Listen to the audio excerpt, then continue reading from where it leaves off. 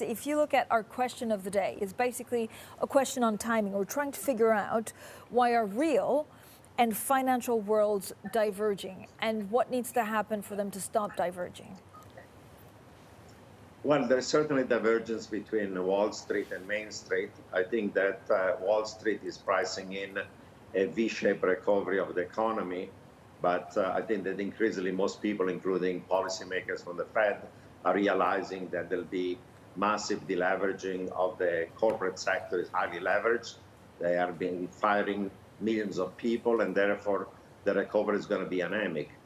Both the corporate sector and the household sector have to spend less and save more.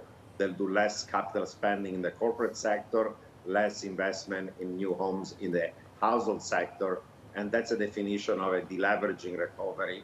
That, like the last one, is going to be anemic, subpar, below trend, something like a U.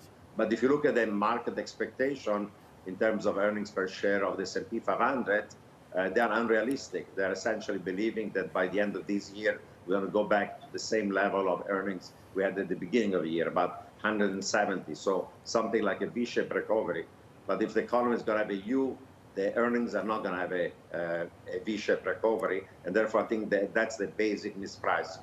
The other mispricing is coming from the fact that essentially some people say, I don't care about earnings. I care about the fact that policy rates are zero and 10-year Treasury yields are only around 60, 70 basis points, and therefore PE ratio should be higher just because of liquidity. I think that argument is also flawed in terms of market valuation.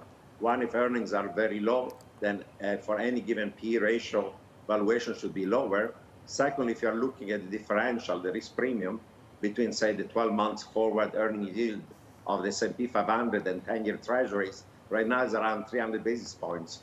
During the global financial crisis, it was around 700 basis points. So you're not even rewarded for the risk that you're having in a very volatile and risky economy. So I think there is a significant mispricing.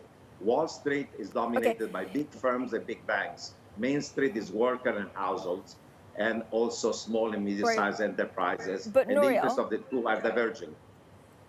Okay, yes. So how much of a correction do equities need to match up what we're seeing in the real economy? Well, in my view, by the end of the year, equity should be somewhere still in a bear market territory, while given the trend of the last few days, it looks like we're going back to the same level as the beginning of the year.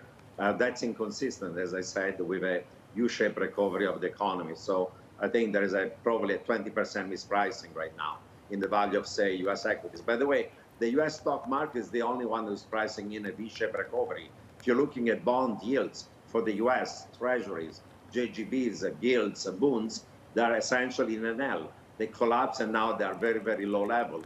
If you're looking at the emerging market, they've had an L-shaped movement of their FX, of their local currency, of the foreign currency debt, of their stock markets. If you're looking at non-U.S. developed markets, stock markets are following a U-shaped recovery, not a V-shaped recovery. So the behavior of the U.S. stock market is very unusual. Every other financial market essentially is pricing in something closer to a U rather than a V in terms of the shape of the global economic recovery.